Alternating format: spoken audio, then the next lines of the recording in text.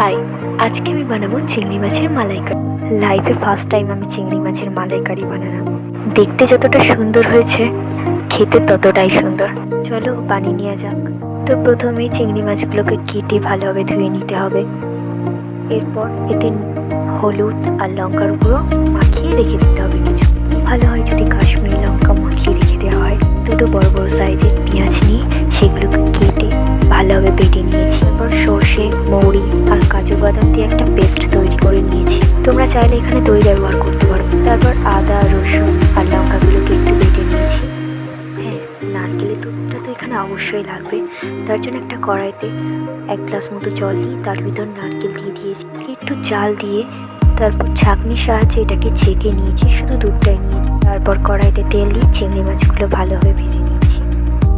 চিংড়ি মাছগুলোকে তুলে নেওয়ার পর কড়াইতে যে তেল ছিল তাতে একটু বেশি করে তেল দিয়ে পেঁয়াজ বাটাগুলোকে দিয়ে দিলাম। ও হ্যাঁ, আমি তো ভুলেই গেছিলাম, এখানে দারচিনি, এলাচ, লবঙ্গ এগুলোকে কড়াইতে তেলেতে দিয়ে ভালোভাবে ভেজে তারপরে পেঁয়াজ বাটাটা দিতে হবে।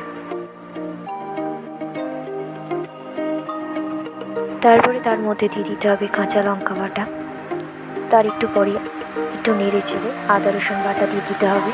হলুদ গুঁড়ো, নুন। তারপরে কাজু বাদামের যে পেস্টটা তৈরি করে রেখেছিলাম সেটা এর ভিতর দিয়ে দেবো। বাটিটা ধুয়েও দিয়ে দেবো। তারপরে নেড়ে ছেড়ে যখন এর থেকে তেল ভাব উঠবে তখন এর ভিতরে নারকেলের দুধটা ছেঁকে দিয়ে দিতে হবে। একটু ঘেঁটে নাড়াচাড়া করে তারপর গরুর দুধ দিতে হবে। তারপরে চিংড়ি মাছগুলোকে এর ভিতরে দিয়ে দেবো, দিয়ে একটু নাড়াচাড়া করবো।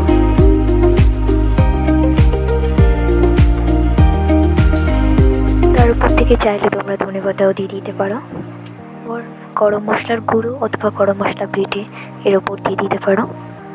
তারপরে একটা বাটিতে এটাকে পরিবেশন করব। রেডি হয়ে গেল আমার চিংড়ি মাছের মালাইকারি।